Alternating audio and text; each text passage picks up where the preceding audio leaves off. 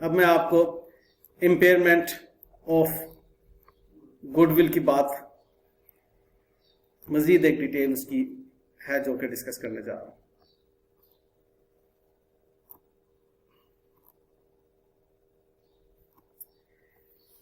देखिए बेटे जान, अगर प्रोपोर्शनेट, अभी सिर्फ फिलहाल आपने इस एरिया को देखना है,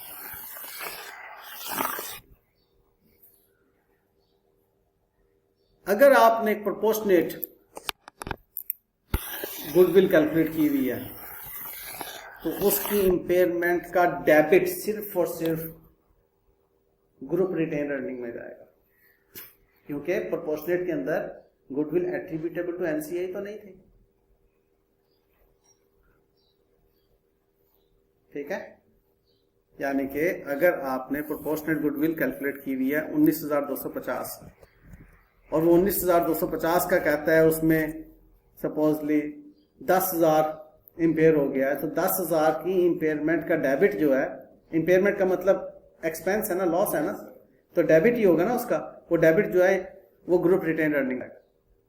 लेकिन अगर हमने फुल वैल्यू गुडविल कैलकुलेट की है, इसमें से इंपेयरमेंट कहता है कि 10,000 की हो गई है, तो उस 10,000 की इंपेयरमेंट का 75% जो होगा वो ग्रुप रिटेन अर्निंग में जाएगा और 25% एनसीआई को डेबिट होगा। बहुत वाज़ेह तौर पे बोल रहा हूं कि एनसीआई भी ओनर्स इक्विटी ही है, पहले भी बोला हुआ है, तो कोई ऐसी ऊपरी बात नहीं मैं कर रहा। Group retained earning owners equity का हिस्सा है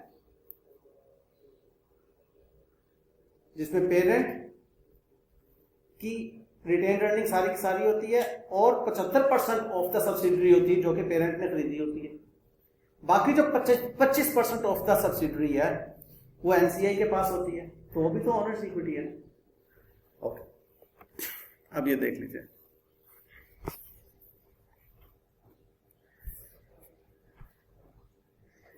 goodwill arising on consolidation is subject to an annual impairment. ये लफ्ज इतना इंपॉर्टेंट है कि इसके ऊपर पूरे, सिर्फ इसके ऊपर 5 नंबर का सवाल बन सकता है, और ये वो 5 मार्क्स होते हैं जो स्टूडेंट को फेल या पास करवा रहे होते हैं, या चलो अगर बहुत भी कम करो तो 2 नंबर का सवाल इसके ऊपर बन जाता है एमसीक्यू के पॉइंट ऑफ व्यू से, सिर्फ इस छोटे से जुमले, छोटे 3 हरूफ के ऊपर, 3 लफ्जों के ऊपर। क्या लिखा हुआ है? Goodwill annual impairment. इसका मतलब है कि गुडविल की अमोर्टाइजेशन नहीं होती। अब आप इतने बड़े हो चुके हैं कि आपको पता है कि अमोर्टाइजेशन डेप्रिसिएशन ही बात है। इनटेंजिबल की अमोर्टाइजेशन और टेंजिबल की डेप्रिसिएशन, ये टर्मिनोलॉजीज इस्तेमाल होती हैं।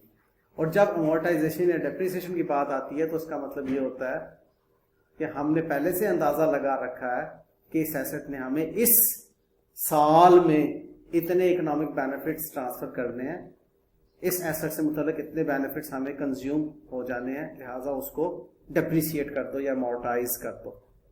आप में से किसी ने अमोर्टाइजेशन का लफ्ज मुझसे पूछा भी था, या पता नहीं दूसरी किसी क्लास में पूछा, खैर हाँ दूसरी क्लास में खैर बात की थी।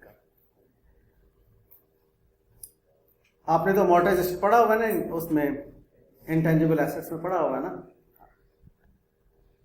गुडविल की अमोर्टाइजेशन इसलिए नहीं होती कि हम नहीं अंदाजा लगा सकते कि गुडविल हमें कितना बेनिफिट दे रही है।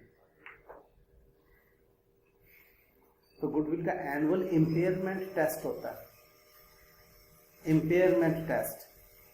इंपेयरमेंट पढ़ा हुआ थोड़ा सा आपने, वो यही है कि आपने रिकवरेबल अमाउंट मालूम करना होती है। अब गुडविल की इंपेयरमेंट करने के लिए उसकी रिकवरेबल अमाउंट को देखते हैं कि उसकी कैरिंग अमाउंट से कम है या ज्यादा। अगर कम है तो वो इंपेयरमेंट लॉस है।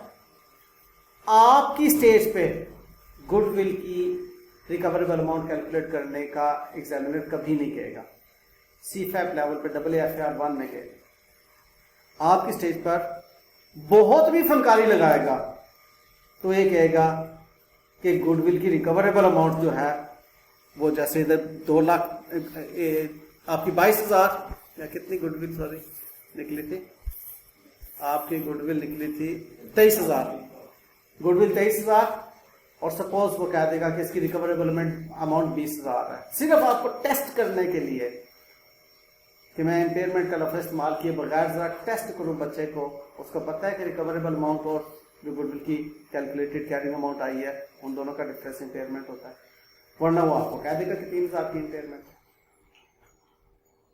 ओके, जो बात मैं कहना चाह रहा हूं समझ आ रही है? और मैंने इसे खासतौर पर एम्फेसिस किया इस बात पर कि इसके ऊपर 2 नंबर का सवाल वो बना देता है। इस तरह से स्टूडेंट जो एज लेते हैं ना, स्टूडेंट गोल्ड मेडल वाले या पास होने वाले या सर्टिफिकेट ऑफ मेरिट वाले, वो एज ले रहे होते हैं इस तरह की रीडिंग्स का। ये आम बच्चा, रट्टे वाला बच्चा ही रीडिंग्स नहीं कर रहा होता। ठीक है, अच्छा जी। अब इसकी इंपेयरमेंट ऑफ प्रोपोर्शनेट गुडविल की एंट्री क्या बनती है? ये है जी एंट्री इसकी, ग्रुप रिटेन अर्निंग को डेबिट और गुडविल को क्रेडिट।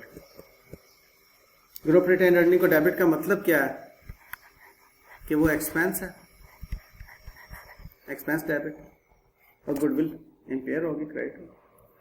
अगर वो इंपेयरमेंट फुल वैल्यू गुडविल की है, प्रोपोर्शनेट लिखा हुआ है ये फुल वैल्यू, तो फिर गुडविल को क्रेडिट तो होना ही होना है, लेकिन उसके डेबिट्स जो हैं वो 2 होंगे।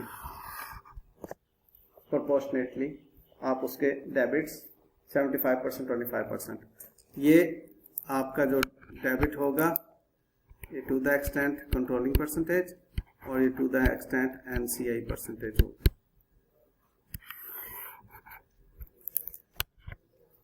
बात समझ में आती है बेटे जी?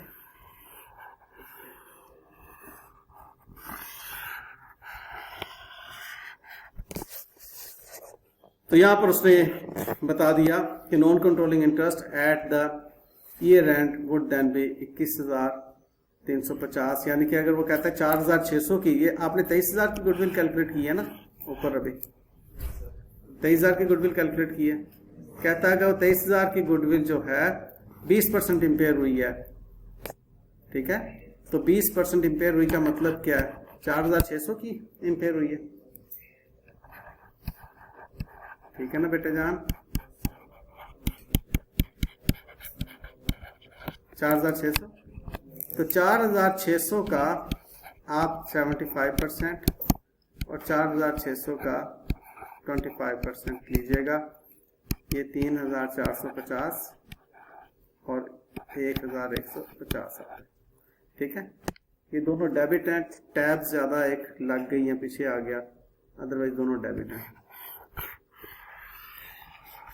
डेबिट और ये क्रेडिट।